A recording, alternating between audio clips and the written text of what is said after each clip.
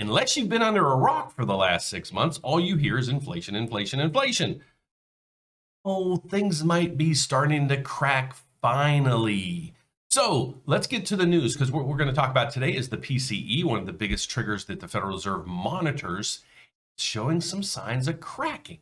So let's get to it. But what our goal here is to educate and inform you guys everything real estate, especially when it comes to the financing of real estate. Okay, so what we talk about on this channel is the financing of real estate, the programs, interest rates, economic news that's going to affect things, and so forth. So the news today is this. Let's go through it. It's pretty exciting for me, for you guys out there, unless you're in the housing business or looking to buy a house. It might be, but thanks for joining us. So we come across here. Here is my newsletter that I post every day and twice on Friday to give you a wrap up, and it's free. So if you want to subscribe to that, it's down below, but it gives you all kinds of things. It gives you gauges here, videos, charts, where mortgage rates are, what the MBS market's doing, and the economic calendar, and more and more and more. Basically what we talk about here every day on a daily basis. But the headline news that we see today, the Fed's favorite inflation measure rose 4.9%. You might say, whoa, that's still hefty, but it shows signs of slowing. So the core PCE, the Fed's preferred gauge, rose 4.9% from a year ago in April, in line with estimates, and a deceleration from April. We like that word right there, the deceleration part. Personal income rose slightly less than expected, but spending beat. We love to spend money. And headlines PCE, Producer Costs Index, or PCE, it measures how much costs have increased on the producer side of the equation, rose 0.2, a sharp reduction from 0.9. So you see some of the numbers are coming back in line. Stock market, what it's doing. Stocks are up 166, gold and everything. But the NASDAQ is up. What's the Dow? Dow's up 145. So the markets are up across the board. Usually that's not a good sign for the bond market. You can see also the headlines right down here. It's crazy how all the numbers are different. Okay, U.S. inflation rate slows to 6.3. Well, what happened over here at 4.9? So that's why I do this, to just bring everything into context. So let's get to the economic news so we can really dive into the truth behind all this stuff.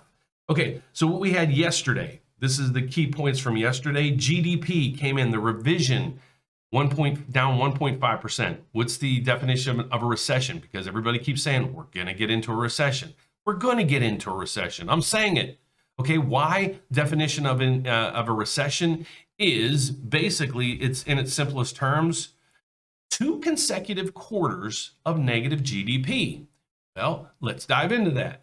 We have right here the first quarter of this year. It was thought that we were at 1.3, but it was revised yesterday to its final number at 1.5.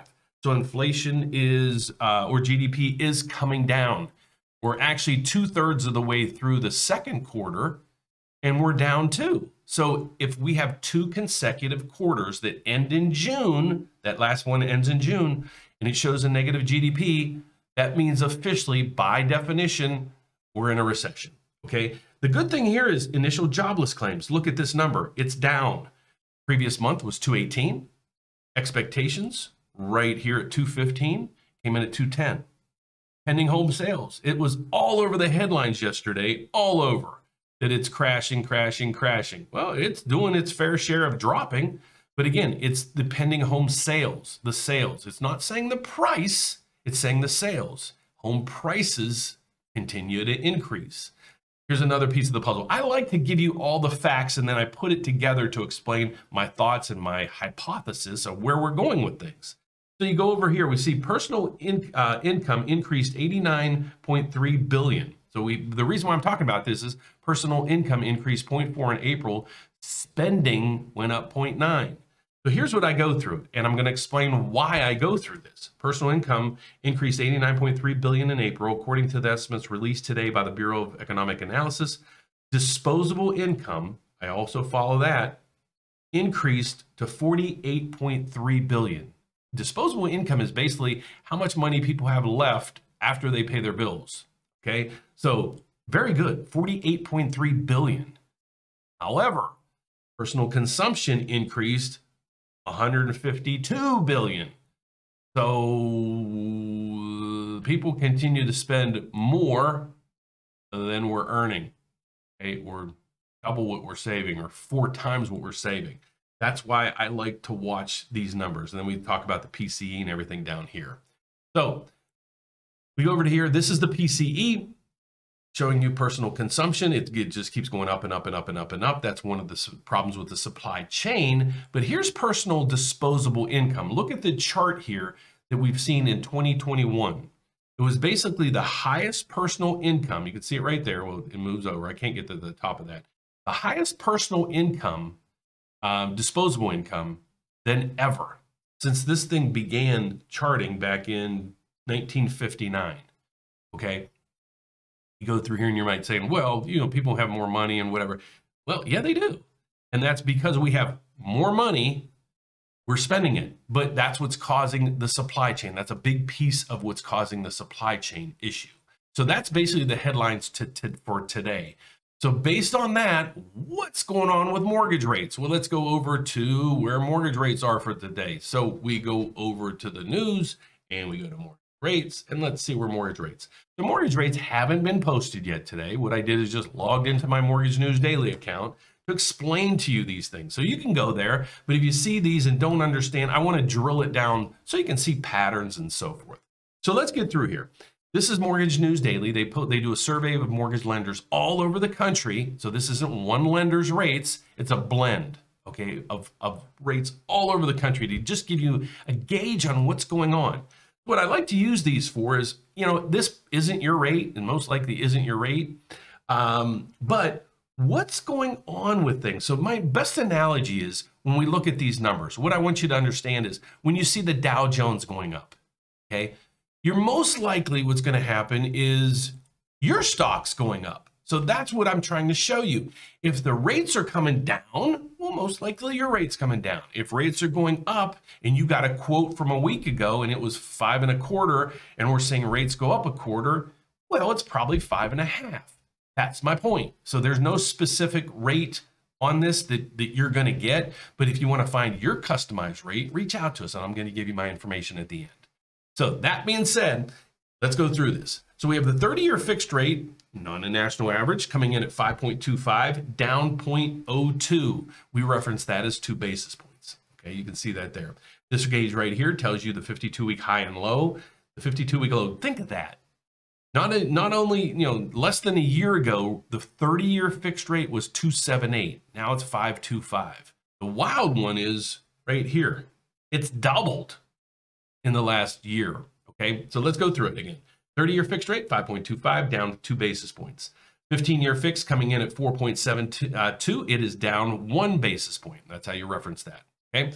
The 30-year, we're going to talk in this cell right here, FHA, VA, and USDA, the government-sponsored loans right through here, coming in at 4.65, down 5 basis points. Jumbo rates are starting to come down even more, down 7 basis points to 4.6. And the 5/1 ARM is starting to decrease a little bit more than the fixed right now, which is needing to get that spread out there, down 4 basis points to 4.42. Chart down here gives you a 10-year chart. You can see we're in uncharted territories for the last decade, highest rates in a decade, and we got there in basically 120 days. The trend for today is minimal because there's not much going on other than what you saw, but I thought actually the news for today, the inflation numbers would help things quite a bit. So based on that, let's go over and see what the mortgage-backed securities market's doing. Down 2. Basically, it's flat. I'll take that as a flat because in today's market, there's probably half the people working on Wall Street. And this is a bond that trades on Wall Street that affects mortgage rates. So let me explain how this works. So what you see here is this is what's going on with the price of a bond. And the bond is a mortgage bond. It's a mortgage-backed security. Okay, so it's a bond that trades on Wall Street that the yield on this is the biggest piece of the puzzle of your mortgage rate. So that's why we follow it. So as this price goes down, today we got it down and it's only 0.02. So nothing's going to happen. Okay, nothing. So, but with that, when the price goes down, rates go up. Look at the chart down below. You can see nothing but red for the past 4 or 5 months. That's not good. And that's why we've seen rates almost double, or in some cases double over the last 6 months. But what we like is when this number goes up, that drives down the yield. So there's an inverse relationship. When this goes down, rates go up, it goes up, rates go down. Today's 2 number isn't anything to worry about. And there's probably at the stock market right now, in the bond markets, probably half the staff is there because everybody's taking basically a 4-day weekend. So that is my news report for today. We're going to start doing a new format. I'm going to give you the news in the morning. I'm going to do a little live event in midday just to give you a tune on where rates are, the direction, and so forth, and answer any questions that you guys have. But then twice a week, we're going to come out with an educational video. We're going to talk about FHA and VA and USDA and rehab loans and debt consolidations and how mortgage rates work and a whole bunch of other things. And if you have any ideas, please put them down below. I'd love to read those because I got a whole slew of requests yesterday. I'm working on those now. So if I don't see you guys by the end of the day, have an awesome weekend. Thank you for joining us. Thank you for tuning in. If you like our channel, please give us a thumbs up and subscribe down below. But if you want to find out more about my services, the best way to do that is go to therateupdate.com. There you are. And you're going to find a whole bunch of information there. We're a mortgage broker serving the entire country, and we'd love to help you guys. How do you reach out to us is pretty simple. There's an 800 number up here, 844-775-5626. You can see we have a chat button. Once you're on there for about 5 seconds, it'll pop up. You can ask us questions. Many times I'm on there. If you see me on there, say hi. But if you even want to set up a calendar event, all you have to do is go right here, book a meeting, and then you'll get one of us. We'll either Zoom call you or phone call you to make sure we have a one-on-one consultation with you. So God bless, guys. Thanks for watching. Appreciate all the feedback and all the support. I truly do. So God bless. Have a great weekend. Be safe. Have a great time. Bye-bye.